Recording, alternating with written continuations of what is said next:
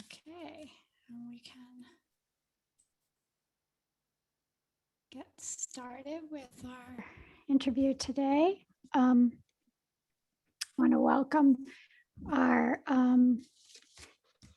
sage for today, Madan Gopal Das. And I'm gonna just read a little bio first and then to introduce him. Can you all hear me? Can you hear me well? Yes, okay, good. Okay, great. Madan Gopal Das had the great luck to meet Krishna devotees in 1990. He moved into an ashram in high school and soon after went traveling with the sadhu doing home programs, college preaching, book distribution, and learning the art of Sankirtan. He was very attracted to the chanting of Harinam, and centered much of his upbringing in Krishna Bhakti around the practice of chanting. Madan Gopal was initiated by a guru in ISKCON in 1996, and shortly thereafter experienced many trials of faith. In 1997, he married Grungi Priya, and as a couple, they started a preaching center. As excuse me, as the faith trials continued, and as Krishna arranged, they moved away from ISKCON Sangha in 1999 and experienced a different world of devotee life, learning that bhakti can thrive outside of an institutional experience. In 2002, Madan Gopal pursued an education in social work and eventually became a licensed clinical social worker and started working in the field of mental health.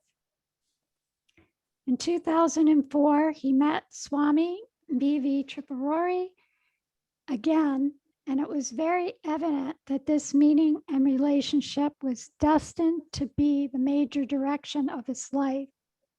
Since surrendering to Guru Maharaj, Madan Gopal has attempted to offer service in hosting home programs, helping with deity and ritual seva, traveling to Guru Maharaj's ashrams, and trying to assist in the development of the Sagrahi project in North Carolina.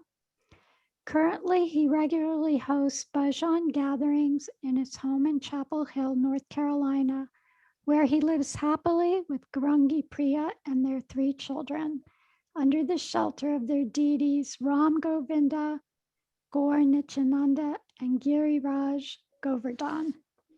So welcome, Madan, and excited to have you on here today. And I wanted to say that I had the good fortune of meeting Madan probably about in 1997, I think, the year right after you got married.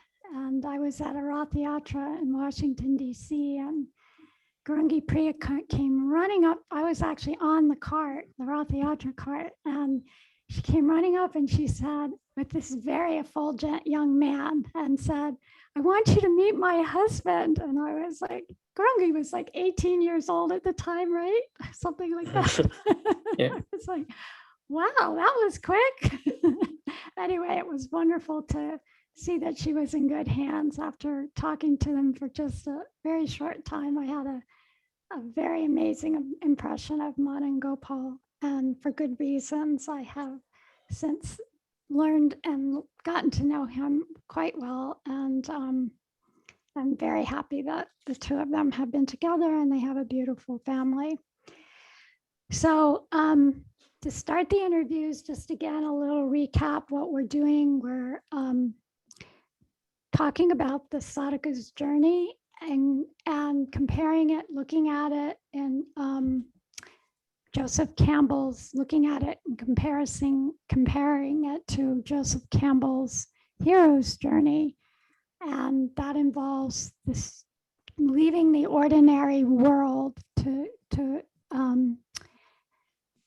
to do something that's much more fulfilling and has a higher purpose in life than just what the material world offers. And so the Sadhaka journey goes through many of the similar stages. And the stage of initiation is the stage where we take the commitment very seriously.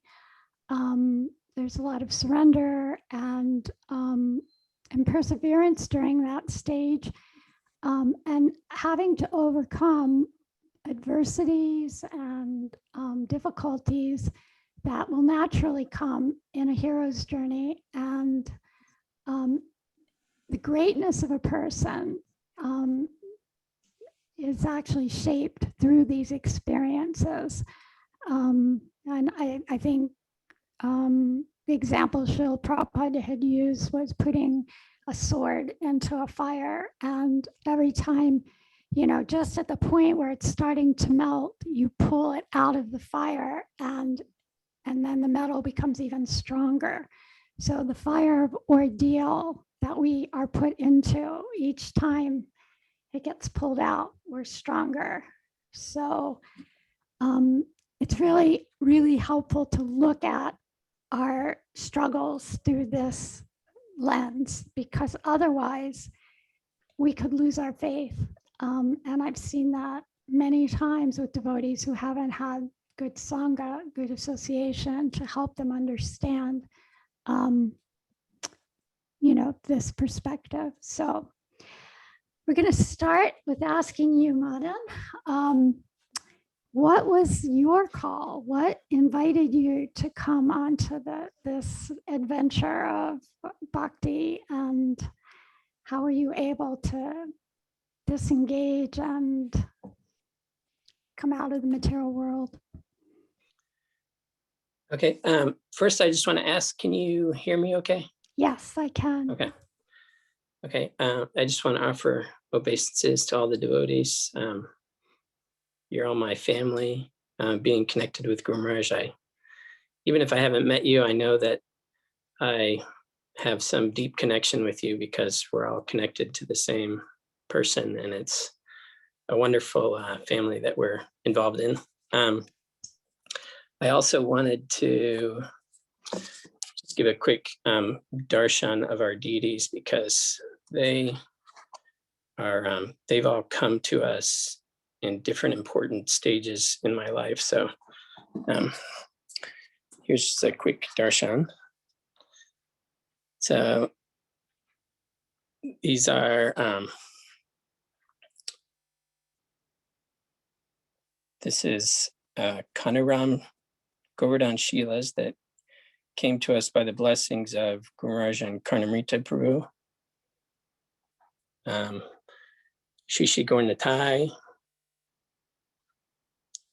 Ram Govinda, who were given to us by Guru Maharaj, and these brass Ram Govinda deities who were given to me by Guru Maharaj, and Giriraj, and Guru Parampara. Lovely. Thank you for that darshan. That was beautiful. So I was looking over your questions and the reference to the hero's journey, and I was thinking of it slightly different. It's definitely a journey. There's the bhakti marg. It's a path that we're on. But I see it also over, this is only one spot in the journey. This lifetime is one spot in a journey for who knows how long it's been and how much longer it will go. And my experience of coming to the bhakti marg, and I think as Guru Maharaj talks about, we have bhakti samskaras. So I would say my experience is one of renewing and coming to the next point in my path, because I definitely had some experiences that this had been going on before, previous to this life. So, and all along the way, also uncovering kind of goalposts, realizing, coming across things in my life that that were evidence of previous samskaras, kind of like riverbeds in your consciousness that that would again be filled up. That's the track that you would pursue, that I would pursue again. So I guess from the very beginning, I was born in 1973. I'm getting up there. I was born outside of LA, and I always kind of like to think that I was born on Christmas Eve. So Brigupad Prabhu is my older brother by like 4 days or something. And I always like to think that in LA, I believe Guru Maharaj was there at that time, and it was the middle of the Christmas marathon. And I always think, I wonder if somehow my parents or someone was at the airport and I somehow was influenced by that, just that environment, because that was crazy book distribution going on in LA. But anyway, so I grew up after shortly, I guess like when I was 5 years old, we moved to Colorado. And I grew up out in the woods in a rural kind of area. I spent tons of time outside. My dad was kind of an outdoorsman. He was a rock climber. He'd take me hiking, doing stuff in the mountains. I'd climb trees. We had horses and animals, and it was a very natural kind of environment. I spent all my time outside. I walked to school. I wasn't into, at the time, like the old gaming systems were coming out. Kids were into like video games, and I never really liked that stuff. I just liked being outside. So then maybe I was, I'm not sure, probably 12 or 13 or something. My parents divorced. And I went to live with my dad in a suburb of Denver. And shortly thereafter, my mother just kind of disappeared. I don't know if it was something about their relationship or what, but basically, I never had contact with her again. She kind of left the whole family and never made contact again. So at that time, I was, a teenager. I moved to a new place to go to high school, and I was pretty introverted as a kid. So I was a skateboarder. I was influenced by a lot of alternative culture. I was very involved with animal rights. My family, I would say, like, my parents were, my family was not religious at all. I wouldn't say atheistic, just like agnostic. It was just nothing. I never went to church. So I didn't have any influence of any particular religious path in my life. So when I started going to this high school, and I was kind of introverted, and I started getting into, I had just started playing bass guitar, and there was a flyer at this skate shop that I went to, saying that this band needed a bass player. So I went and tried out for this band or whatever, and became a bass player, and I got into the hardcore punk music scene. And I did that for several years, and part of that was, I don't know if people are familiar with, I don't even understand how much it's around anymore, but there was a counterculture within the counterculture of the punk rock music scene, which was straight edge. And straight edge philosophy, it was kind of like a philosophy just about living a clean life, not taking any drugs.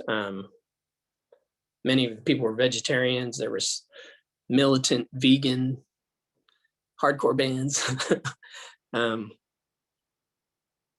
I was very involved in that scene. I had a magazine, and I used to go around the grocery stores in my local town putting meat is murder stickers on like packages of meat in the grocery store, and tested on animals stickers on the body products, and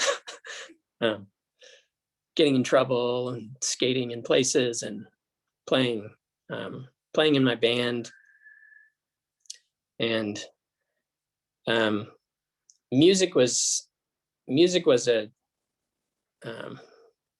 total outlet for me. I had no experience of anything spiritual. Well, I guess I would say I didn't have any experience of anything religious, but there was a certain aspect of spirituality to the music that we would play. And we were like, sometimes my band, we would just do complete improv. Like we'd go into playing a show for people, and we'd never rehearsed a song. We would just play kind of what came out of us, and sing or scream or moan, just kind of like expressions of angst, of frustration with the world. So there was a lot of just, the world did not feel right. And there was so much exploitation. And I came to Krishna consciousness with this, just this frustration that the world was not fair. There was no justice, that it was a mean place, that there was suffering. And I had this list of causes. There was the exploitation of women, there was war, there was animal rights issues.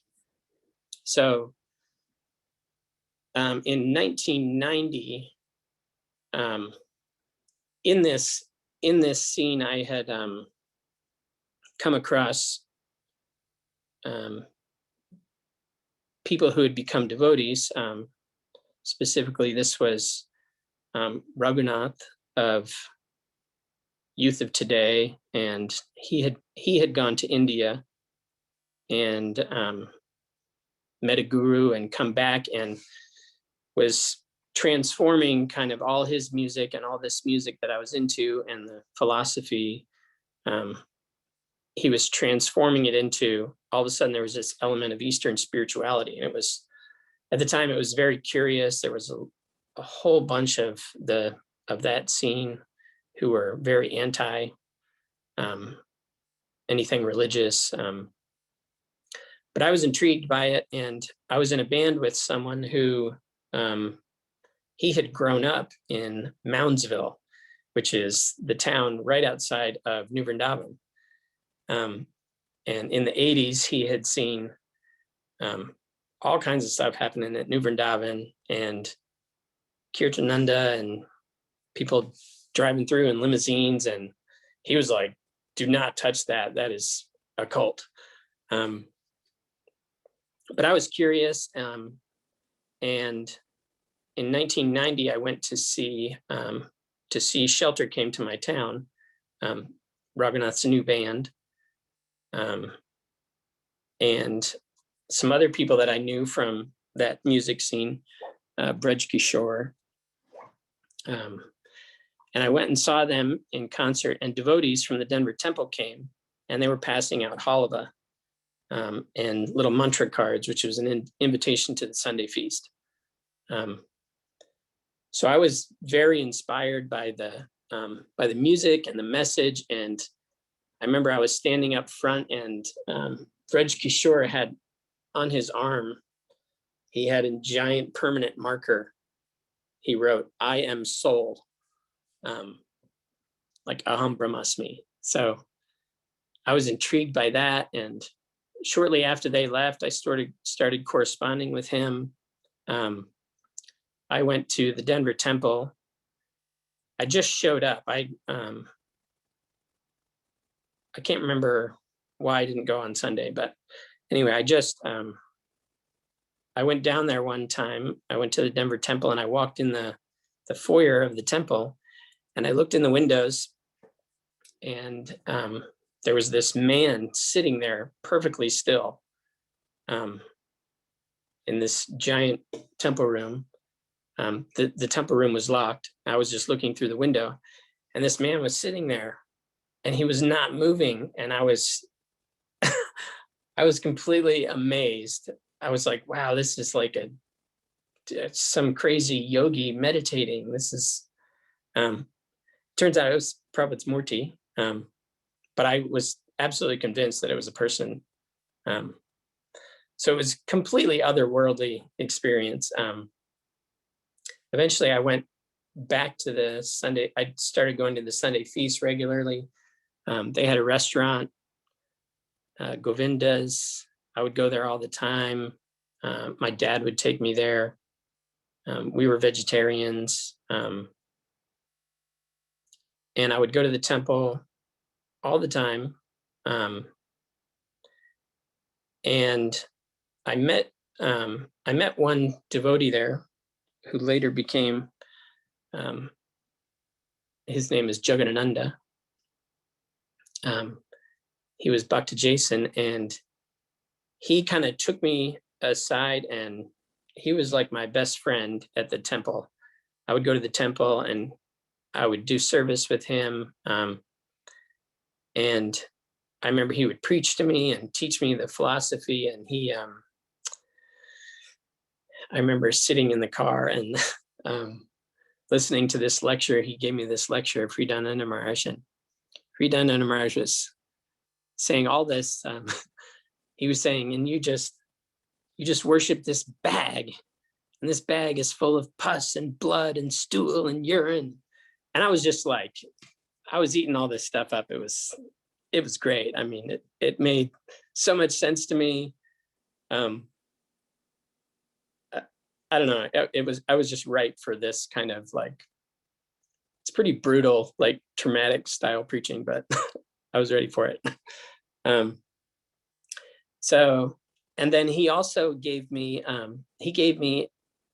Agni Dev's Treasure the Holy Name on tape.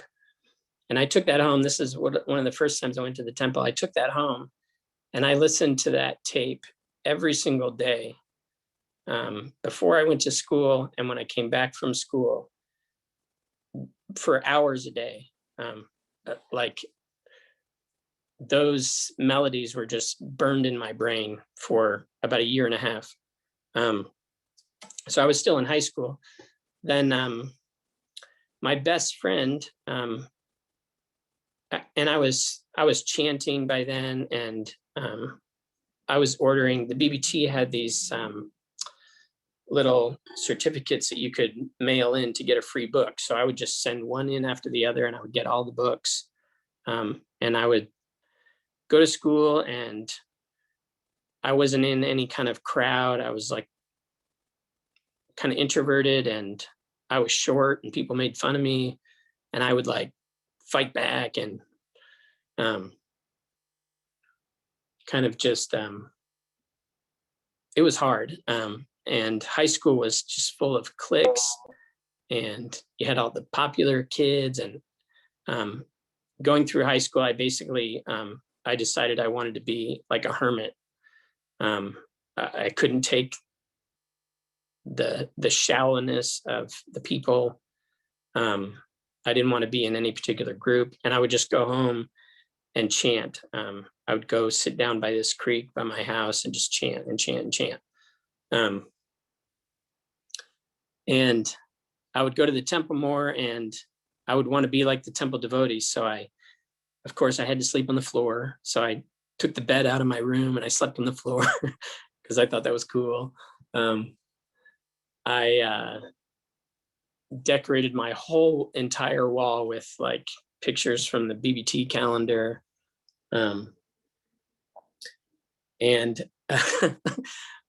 it's hilarious now when I think about it. But from talking with the devotees in the temple, I learned about kopans. And so, of course, I started wearing kopans while I was in high school. Because I just thought, I was going to be a monk. So then one day, probably like in 91 or so, my best friend and we were out riding bikes, and it was a magical day. It was the beautiful, and nothing could go wrong. And he was spending the night at my house for a 4-day weekend for something for school, and we were just having the greatest time. And we came up to one stoplight, and he went racing across the street on his bike, and I was just behind him. And I was looking down the street, and I saw a car coming, like 50 miles an hour. And I couldn't understand why he was going forward. He was just he had blinders on, and he was going and going and going. And about 10 feet in front of me, he was hit by this car, just head on, and thrown about 50 feet. He landed on the asphalt, and blood started coming out of his ear. And I immediately, as soon as he was hit by the car, I just started furiously chanting. Like I couldn't help it. I was panicked, and I was chanting to him, and the ambulance came, picked him up, took him to the hospital, and I had to go tell his mother. So I went and told his mother. We went to the hospital, and we were in the emergency room. And later that night, the doctor came out and told us he won't live. His brain is swelling. He's not going to live. So you should say goodbye. Or so I somehow I had Bhagavad Gita with me, and I just started reading the second chapter about the soul cannot be cut to pieces by any weapon, nor burned by fire, nor withered by the wind. I was reading this verse to his mother. I mean, I don't know if I should have. Whatever. That was who I was and where I was at, and but it had just impacted me so much. My experience with Krishna consciousness, and again, it was like, it was natural that I was just completely, totally attracted to the philosophy. Everything made sense. And this just incredibly traumatic experience just really kind of shot me on the path. So he actually didn't pass away. He survived. He still survives. But from that moment, I just knew I have to take to this entirely. I have to give my everything to this. So shortly after, I got in an argument with my dad, and he was, because I was having all these, neophyte realizations, but realizations nonetheless.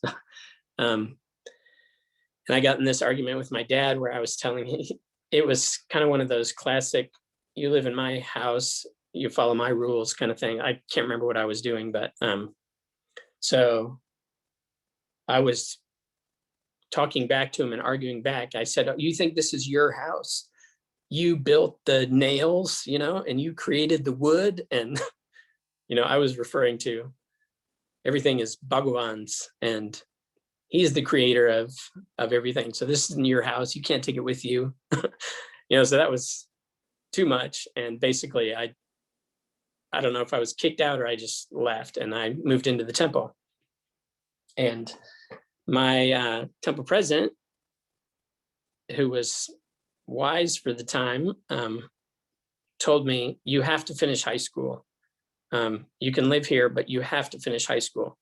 So I don't remember for how long, but I used to go back and forth taking the bus from the temple till high school was done, and I graduated. I met my family for graduation. I had like neck beads and a shaved head, and then immediately after I graduated, my band was supposed to go on a tour. I had bought a van, and we were going to go on tour, and I gave it to the temple, sold all my equipment, and I went traveling with Ganapati Maharaj, who was a sadhu who I had met when I first started coming to the temple, and he was a regular traveling preacher going through the Denver temple. So I became a monk and went traveling with him. And he was an amazing teacher. It was very austere. He was incredibly austere. He was not like, sometimes you hear kind of like justification of yukta vairagya, and he was very, very austere. He did not turn on his heat we lived in a camper, basically. It was small. He would travel with books, and he would go to colleges and do book tables and college preaching and home programs. So I would sleep outside on picnic tables at the rest areas in like Kansas in the winter, and it's like snowing outside, and I would take showers under their little taps. And we would have like one pot of khichdi for like 3-4 days, and just book distribution during the day, home programs at night, over and over and over and over and over. And during this time, he was systematically training me. He was very studious. He was very into shloka memorization. I learned tons of shlokas studying under him. And he was the way he trained us, like in philosophy, was just really, really beautiful. I mean, I have it to this day. So many things that he preached to me about. And but so I did that for a year or so, and that was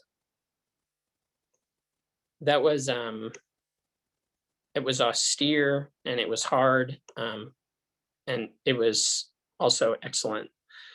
But after about a year, I came back to the temple, and I just said I needed a break. And when I came back to the temple, shortly thereafter, this was in '93, a devotee, Lokanath Swami, was visiting. I don't know why he had come there. He had never come there before. So I met him, and he is an Indian sannyasi, disciple of Prabhupada. And he was kind of like it was like falling out of all that austerity and sacrifice into a nice warm blanket of. He was very sweet and kind, and so I was very attracted to him. I think, well, and also he was is well known for kirtan and his chanting of kirtan, and he has a beautiful voice. And so I was very into music, and kirtan had become my outlet, like music was before, but this had a meaning behind all the expression that I used to get out of music. So I was very attracted to kirtan, and I became attracted to him, and I wanted to be his disciple. I can see that I'm taking a long time, so I'm going to try and speed up. And I hope I'm not going too fast for Akrura. He hasn't said anything. It's Okay. perfect. Okay. So over the next several years, 93 to 96, I did book distribution. I struggled some with book distribution because I was oftentimes encouraged to sell the books, and don't necessarily talk too much about the books. It was more important to sell the books. So whatever way you could sell them, it wasn't quite by hook or by crook, but that was a little bit of the, just get the book out. It doesn't matter what you're going to say to people, you need to get the book out. And I was rebelling against that because I felt like, this philosophy is amazing. We want people to know this. We don't want to just give them books and have them throw them away just so that we can get some money.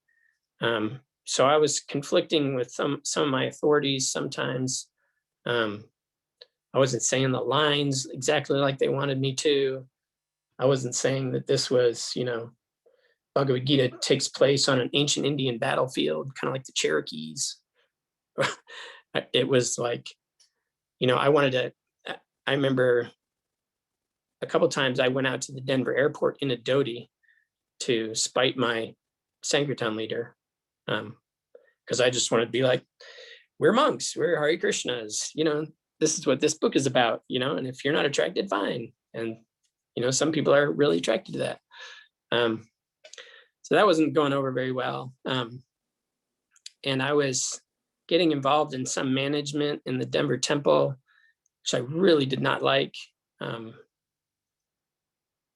Management is an incredibly difficult service because it can compromise your relationships with devotees, and you may be trying to achieve a managerial objective rather than a spiritual objective, which is hard to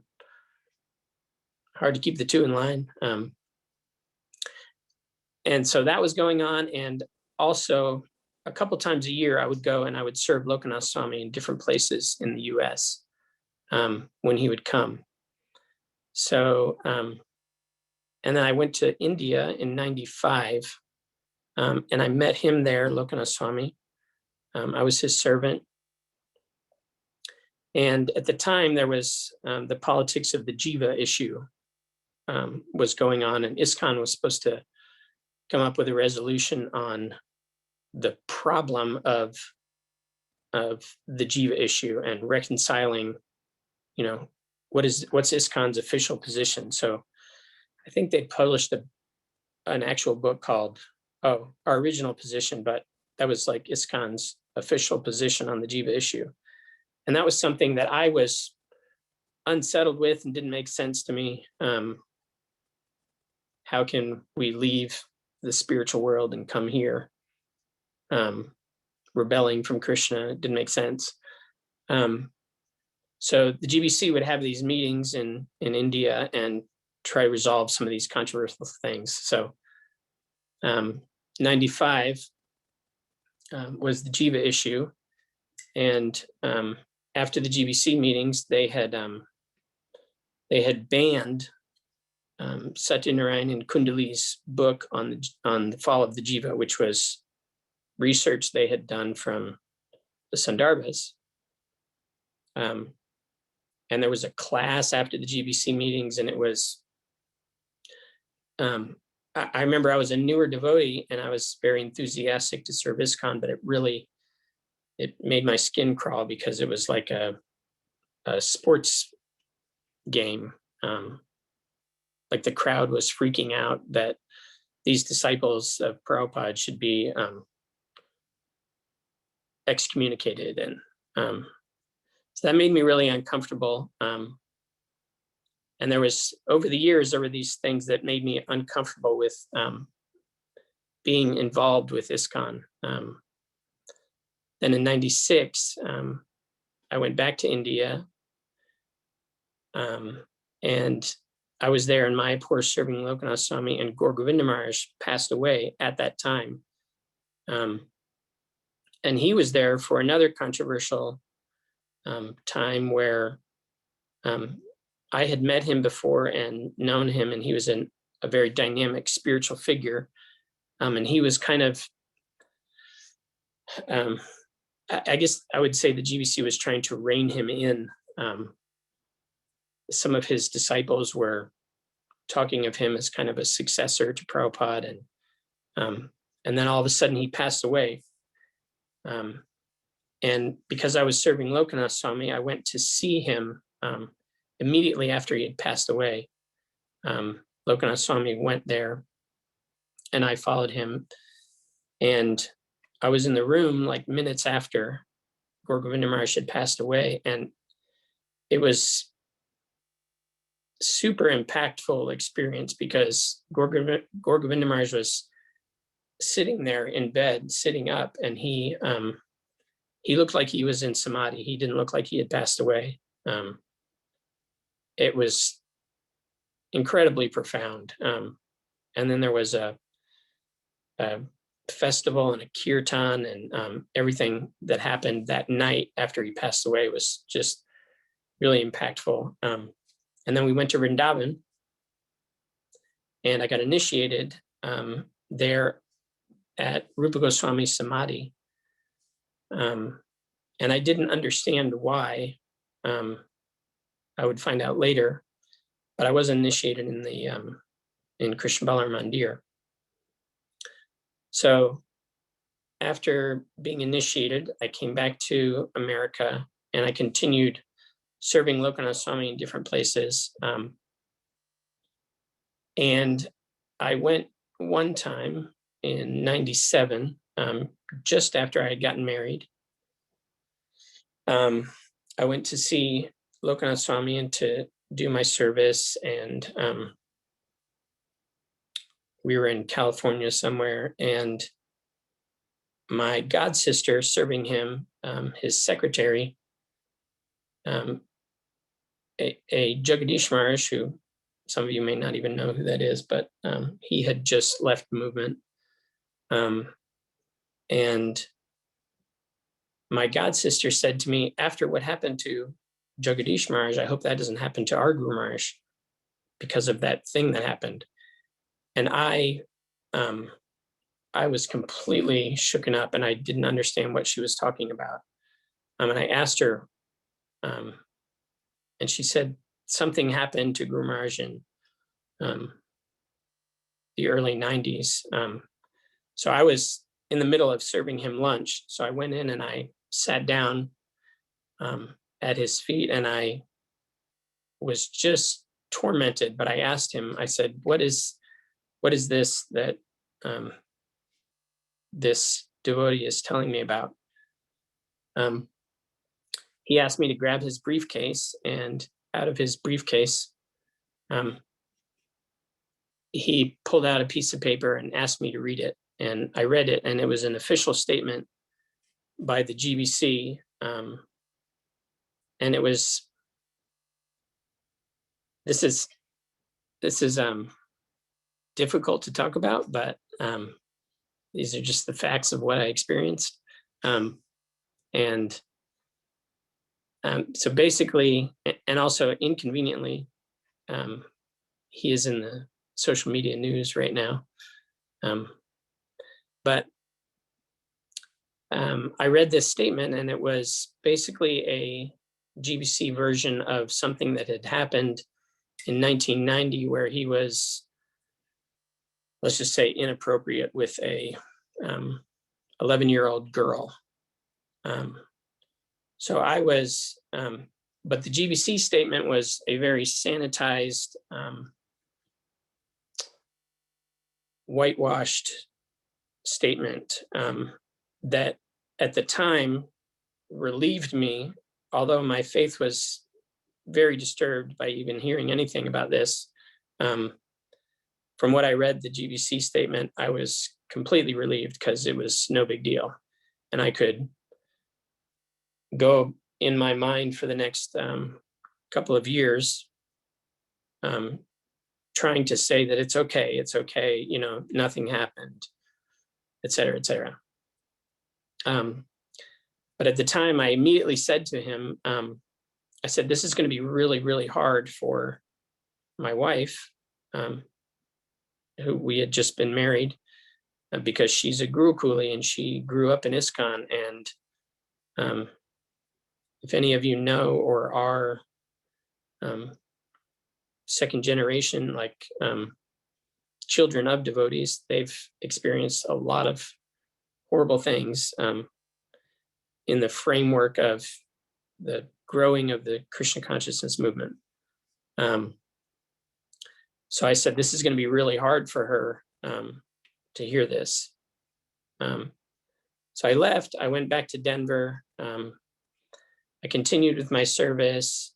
I would continue to meet him, but doubts were coming up, and they continued coming up. And then there was this was kind of around the time of the internet was new, and there were devotee websites, and there was problems with Ritviks, and Ritviks were preaching, and they would sensationalize all kinds of things. And Lokanath Swami's story was coming up, and I was getting different versions of what happened than from what I had read.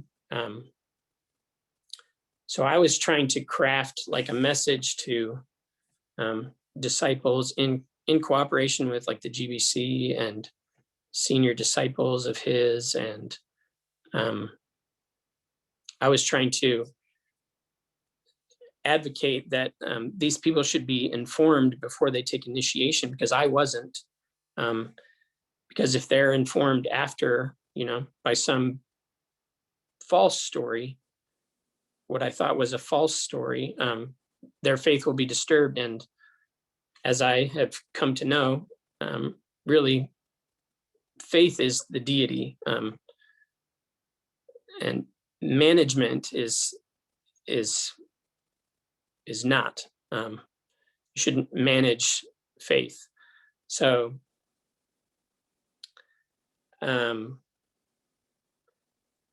as I was contacting like the GBC member, my GBC, and Lokanath Swami and disciples of his, trying to craft some type of message, eventually my GBC, because of our relationship, and he trusted me as a sincere person. He let me on to much more information, and it was much worse than I had been told by the GBC. And it was, this incident was covered up, and many more things had happened. And so this was kind of the beginning of my falling out of any type of faith in ISKCON and ISKCON management, in my ISKCON guru. And I was taking shiksha from Kormarupa Prabhu, who was I would say, an authentic cowherd who lived in Vrindavan. He was a brahmachari, and I had known him for a few years, and he had come to Denver preaching. And he was basically, in his own words, he was not an institutional man. And he had introduced me also to Kundalini. And so in '98, I went to Vrindavan, and I was completely distraught with my relationship with ISKCON leadership, and specifically my ISKCON guru. And I felt like kind of all my nightmares of being cheated were coming true, and not being told the truth, and cover-ups and politics and all of that. I had no taste for it, and I had no patience for it, and I was becoming fed up. So Lokanath Swami came sometime during then. My wife and I went to Puri, kind of on pilgrimage by ourselves, just completely separate from anything related to like an ISKCON focused thing. We just went by ourselves and took a tour book, and we visited holy places and had amazing experiences. And I came back, and Lokanath Swami had done another initiation, and those disciples did not know anything about this, and I knew the culture of the leadership was not going forward with explaining anything about it. So he asked where I was, and I went to see him, and basically I told him I can't get over this, and that this incident is too difficult for me to just move past because of how it was dealt with, and that I was losing my faith. And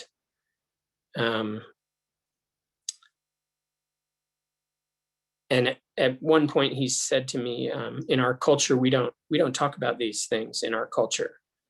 And I said, that's exactly the problem. And basically that was the end of our relationship. And then over the next couple of years, he had tried to contact me a couple of times to have me come out, and I just said I couldn't do it because of all this. And in '99, we moved out of the temple, and I was basically just done with all of this, and with kind of the politics and the institutional dynamics that I had experienced. And we actually moved to Kansas, and we lived with Indranuja and Lalita Saki, who I had previously met traveling with Ganapati Maharaj. And I have all these meetings with devotees currently that are in our sanga that I've known, like Archana-siddhi and like Indra and Saki, that I've known for 20 plus years. And it's just amazing how we've all kind of come back together in the same circle of friends. So we lived with them, and they were great because they were my first experience of what I still to this day call normal devotees. They were real people living real lives, having jobs. They weren't fanatical. They were practicing Krishna consciousness as they were called to, living a household life out in the middle of Kansas. So we loved them and got a lot out of their association. And then we moved to North Carolina in 2000 to be close to my in-laws, Apurva and Kamalini. And somewhere around the time where I was having all these faith crises, I came across Guru Maharaj's sanga newsletter, email newsletter. And I was just enamored and amazed by the way every controversial issue that I had dealt with, that I had thought about, people would just write him these questions. And whereas in ISKCON, it was my experience that, I was told not to read books by authority, people outside of ISKCON. I couldn't read the Jiva issue book. I couldn't read books by Satyanarayan or people outside of ISKCON. But with Guru Maharaj in his newsletter, it seemed like all those people that had all those questions and were unsatisfied would write him questions about the, women's issues and the Jiva issue and philosophical dilemmas and Rasa Tattva and Raganuga Bhakti, all of which were like things you couldn't speak about, you couldn't talk about in ISKCON. And he took on one after another and just answered them over and over and over. So I was very attracted to his teaching. Oh, and then, sorry, one other thing I forgot. So when I was on book distribution in probably like 94 or 95, I, for some reason, I have no idea why, my Sankirtan leader decided to drive us up to Eugene, Oregon to meet the incarnation of book distribution, His Holiness Tripurari Maharaj. And I was kind of like really confused. Why would we do that? I mean, he's not in ISKCON. That made no sense to me, but I mean, this devotee was like the biggest book distributor on the planet, my Sankirtan leader at the time. And so I was like, okay, I'll just, I'm just going along for the ride. So we went to the Eugene temple, and, I was conditioned in such a way that I couldn't appreciate it, but it definitely made an impact on me. That was the first time I had met him. And I remember going through the temple, and there were pictures of Srila Sridhar Maharaj and Srila Prabhupada on the wall. And I remember thinking that, not that it was just a design choice or anything, but I remember thinking that the picture of Srila Sridhar Maharaj was higher than the picture of Srila Prabhupada. So that definitely meant something, that, Prabhupada wasn't as valuable, or, and then Agni Dev was leading Kirtan, and I was looking at Clarion Call magazine, and Agni was leading Kirtan, and this was like, oh, that's that tape I had so many years ago, and I was just completely enthralled by Agni Dev. So that was another kind of experience that came to be later on, after I had kind of gone through all this stripping away of kind of like institutional ideas, and kind of like I feel like I was coming out of a managed faith process. So then in 2003 or 4, Archana-siddhi and Karnamrita moved to Prabhupada Village. And I had been reading some of Guru Maharaj's writings and been attracted to him, but I didn't pursue anything. And I had just started going to college, and we had 2 kids. But I was kind of going on with my life, worshiping the deities. And I had so much faith in this path, but I had no guru figure. And if you, obviously you can't practice Krishna consciousness without a guru figure. It's impossible. So it was very empty. I was trying to serve the deities, and but I had no faith in a spiritual teacher. So then, out of the blue, Archana-siddhi and Karnamrita are hosting Guru Maharaj at their house, and we are told about it. And I immediately wanted to go because I had read some of his stuff, and I didn't care about whether it was whether you were allowed to or not, or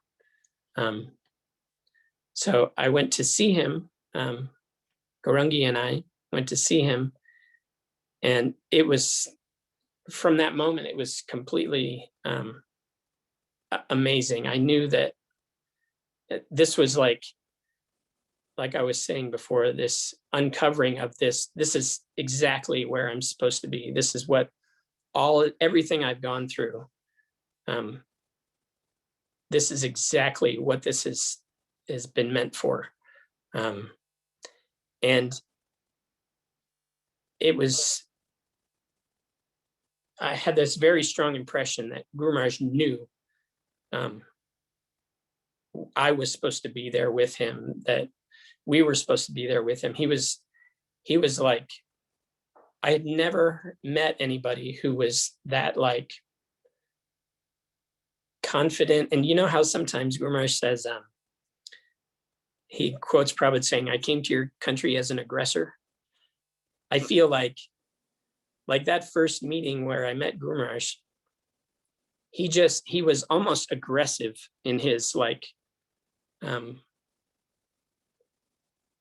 he met us after, like, I went and saw him afterwards, Priya and I, and we took our kids, and it was just automatic. He was like, "So you've been inspired?" And I mean, we were, but it was just like, well, he's speaking for me. Like, I don't even have to say anything. And he's just, telling me my experience, and it's true. And I was just like entirely hooked immediately. And here we are, and it's 12:35. So I don't know if I should keep going, or that was a long.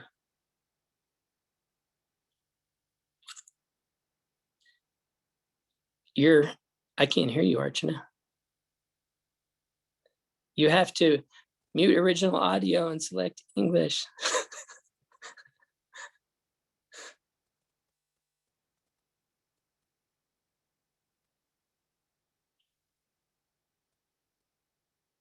I can't hear you.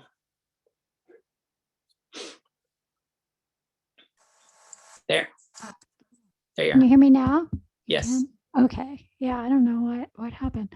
I'm thinking, just because I know Akura last week, he had to leave at 1:15. I don't know if that's the situation again this week. So that would mean that the Spanish devotees wouldn't be able to get the rest of it. So I think you told the story beautifully, and maybe just to sum it up, like in a little nutshell, what gifts and what transformations have you seen in yourself through all of this? And then we can take some questions.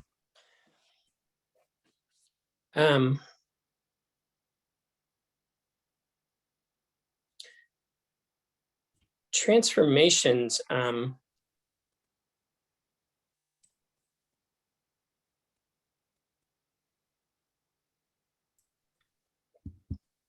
I guess I would say my experience for those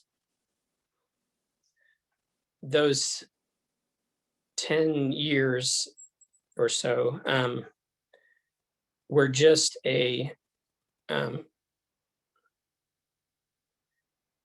like a trial by fire purification of, constantly making me seek out what is the essence of this process. Because from the very beginning, I was attracted by the philosophy, and I was attracted by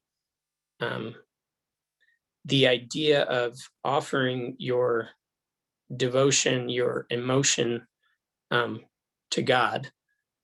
And then kind of the package that all of that came in, that was kind of the beginning, what just completely solidified my desire. Like, this just made all the sense in the world to me, and I had some taste and some experience, and then going through those trials that tested all that, I would always lean back on the philosophy, and I would be,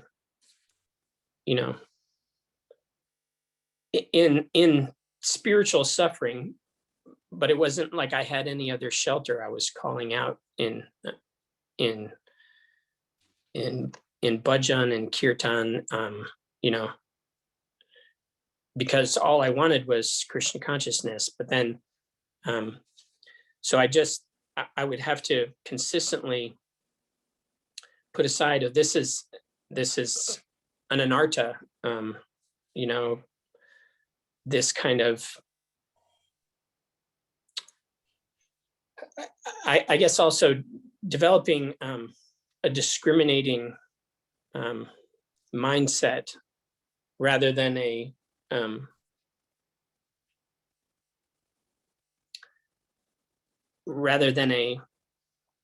blind following, or a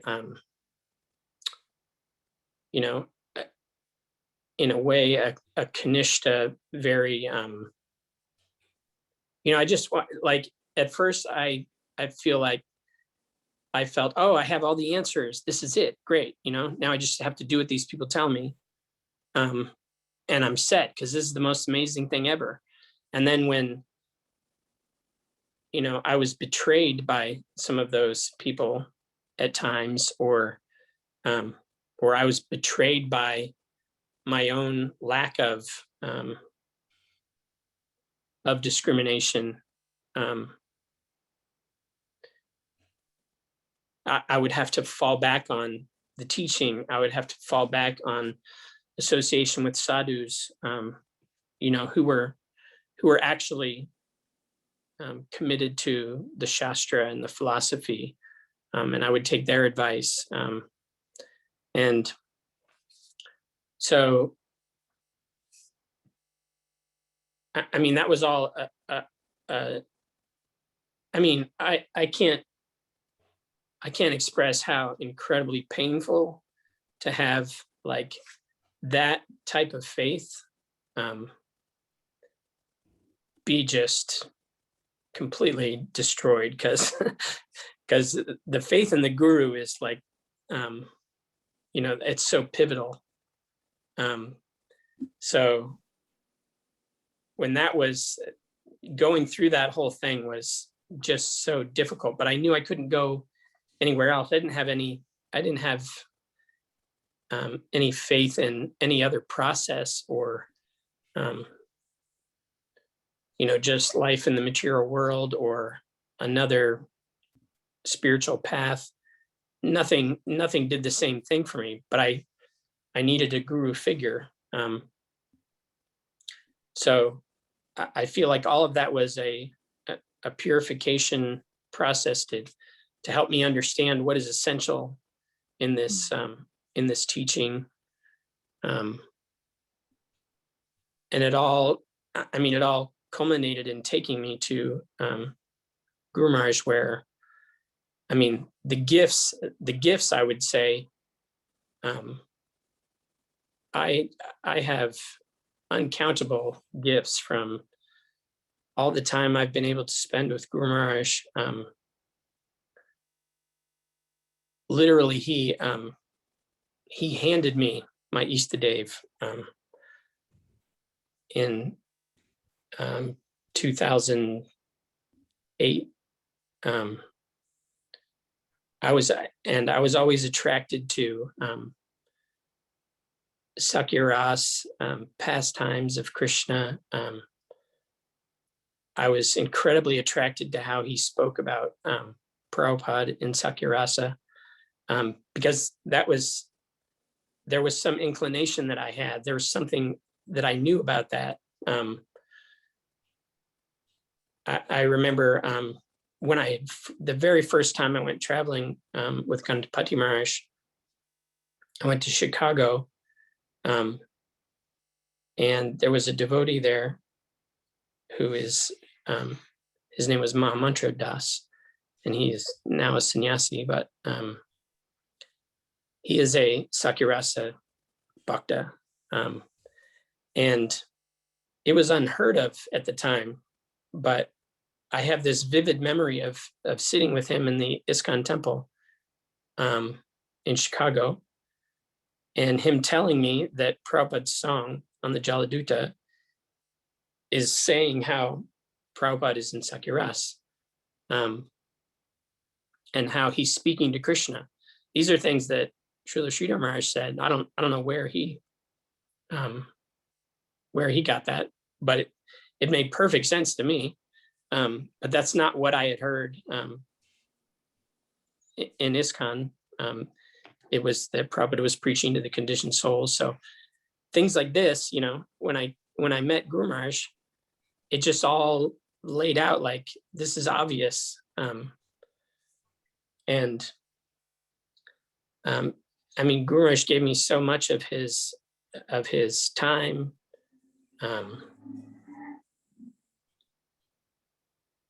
Every time he speaks, even if I've heard it 100 times, I'm like, this is perfect. This is exactly, it's just tailor-made for me. This is where I'm supposed to be. So I just feel like the gifts are, what to speak of, the deities that he's given me. There's so many insights that he's given me, so many personal instructions. It's that I'll just, I have forever. I think of every day. So it's been quite a process for you. First stripping your whole life in this lifetime of stripping away material attachments, and then coming to a spiritual path and having to strip away the non-essential, the upadhis that can be present even in a spiritual organization, and stripping all that away to come to a place where you really feel like you're home and nurtured by the association of both guru and devotees. And so it's really beautiful. So I think maybe Akura, do you have to leave now? I don't know if he's still here. Oh, you still have a little bit of time. So maybe we could go a few more minutes, just if there are questions, because I think that's really important to to field any questions anyone might have. Yeah, and sorry for speaking fast, and it's I feel like these are kind of like giant family therapy sessions, and I don't think you spoke and- too fast. and I really want to thank you, Archana-siddhi, for doing these. I think they're really wonderful. I always wanted to say, I think I heard from Padmanabha Maharaj that Sakirati, that you were doing, publishing all the talks, and I really, really appreciate that. And I always wanted to say that because now that since Padmanabha Maharaj started all these series, they're on all the podcast platforms and on YouTube, and basically I don't have to be on Facebook to get these, and I think that's a really valuable thing. And I think that and I know it's not easy to do all that stuff, so I really appreciate that. Next week, Sakirati will be Oh, doing cool. an interview, so that's Great. yeah, looking forward to that. So, are there any questions? Maybe there aren't. I mean, Madan. Yes, please, please.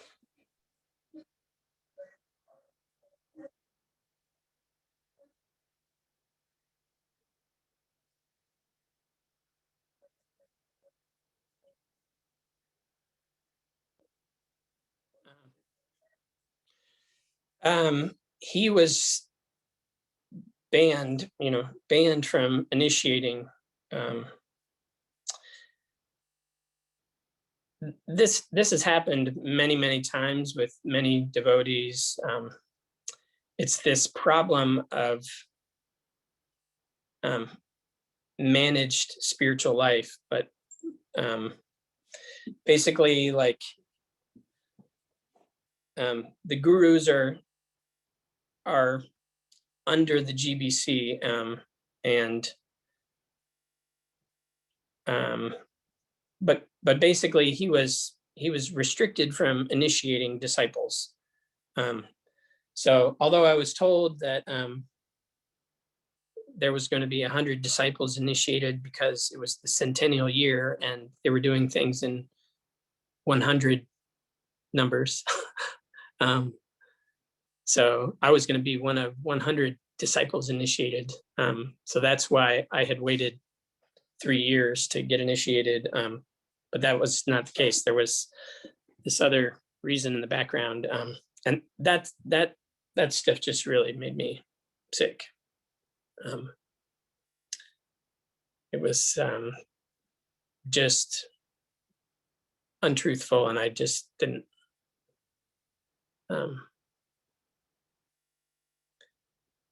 I could not accept that, and that was also why I was trying to have a message out to other people. And unfortunately, I really don't like to talk about this, but just I'm talking about it just because it was my part of the reality of what I went through. And now it's in the news again on social media because it was still never properly dealt with. So as I was suggesting then, it's coming up again and again and again and again. And yeah. I heard that I read something that my daughter wanted to ask a question. Oh, which one? Okay, I'll answer that in a minute, but any other Anybody else have a question? You'd have to unmute yourselves. I don't know if Starvey has a question. there's no, it's in the chat, something. Oh, okay. Someone has their hand up. I can't tell. Oh, there is a hand out here, but yeah. I don't know if that means somebody has a question. Hare Krishna, reverencias. Perdón, esto es mi bebé. A mí me gustaría hacer una pregunta, Prabhu. Can't hear you. Yeah, he would But have maybe to. it's going to occur. Okay. Okay. Gracias al traductor también, muchas gracias, Prabhu. Honestamente, hace muy poco empecé a leer literatura de Bhakti Sridhar Maharaj y me sorprendió que Prabhupada tenía muchísimo respeto hacia él, más allá de que muchas veces he recibido la instrucción de no leer nada fuera de ISKCON. Y mi pregunta es, ¿por qué se lo pone a Bhakti Sridhar Maharaj en ese mismo lugar de todos los hermanos espirituales de Prabhupada? ¿Por qué no se nos indica que Prabhupada tenía mucho respeto hacia él y que era su Shiksha Guru también? Me gustaría una respuesta hacia eso.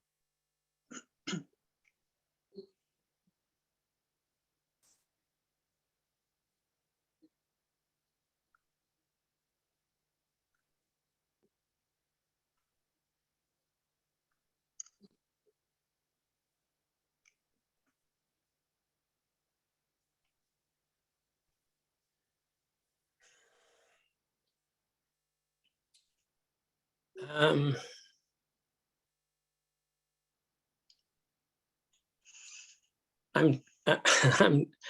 trying to think of how to. I can't tell you a good reason.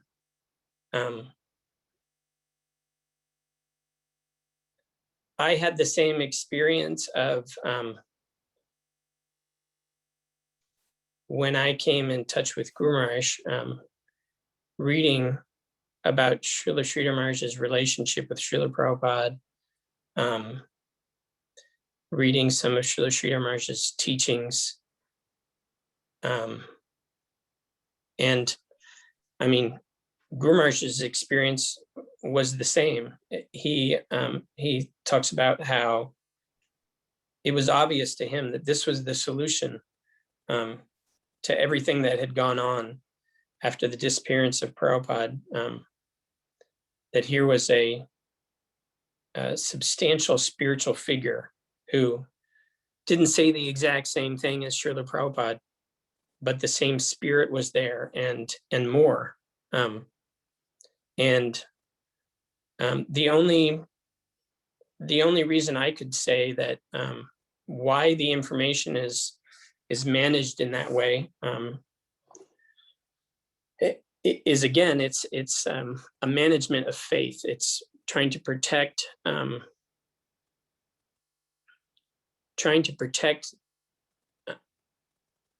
institutional way of presenting Krishna consciousness, rather than basically it's safe. When people become inspired, that's unpredictable. That's not manageable. And that's not bad. That's a good thing. People should be inspired. They should be,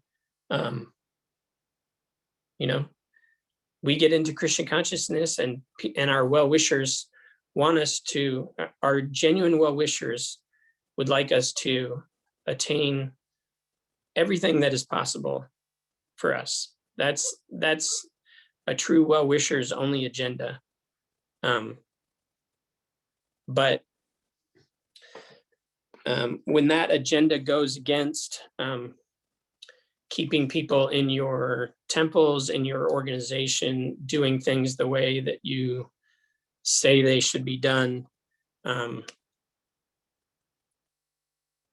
understand there's a deference to Srila Prabhupada and the way he did things, but there's not a,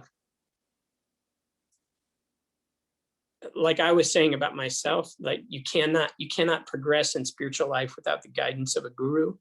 So when Prabhupada passes away and ISKCON has to go on, there has to be some dynamic spiritual leadership to explain things to people, to take away the fear that you're doing something different.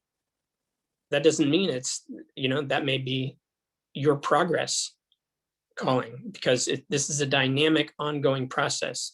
But when it stops at one point in time and you can't hear from anybody else, and for fear of gurus becoming dynamic spiritual figures themselves, or devotees leaving to pursue another spiritual leader, because we all want that. We all want progress. We want more. We want to move forward in our endeavors to serve Krishna, to have more realizations. So when you kind of box everyone up and say you can't read these books, and you can only consult with people who are faithful to Prabhupada, and we're saying what is faithful to Prabhupada, that's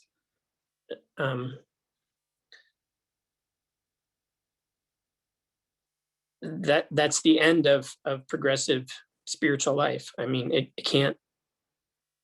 can't go on from that. And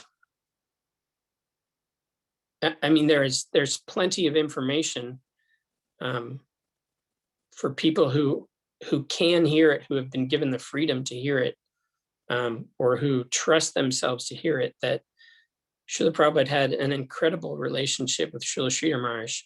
And who Srila Sridhar Maharaj is in no way, and was never in any way, an enemy to Prabhupada's disciples or future generations of devotees. He is an amazing acharya that we should all be so lucky to have some association with. And like I said, I don't have a good reason. I only have bad reasons. There's no good reason for doing that. That was really comprehensive answer. Can you hear me? Hare Krishna, muchas gracias por la Igual. respuesta. Yeah. Muy enriquecedor. Okay,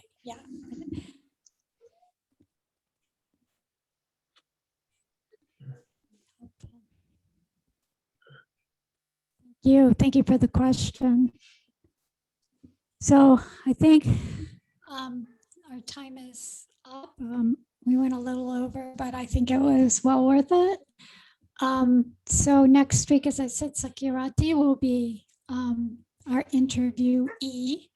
And we really look forward to having her on.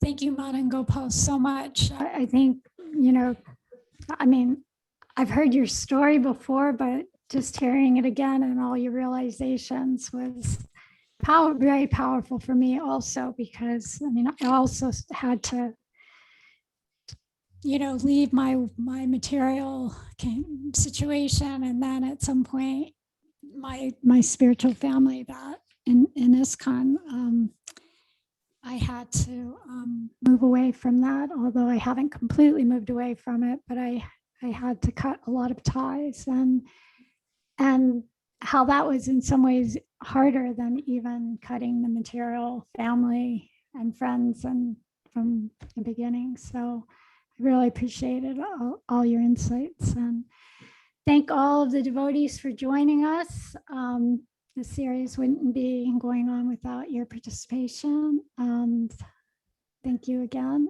We'll see everybody soon. Hare Krishna, Jai, Hare Bol. Madan Gopal. Jai. Hare Bol.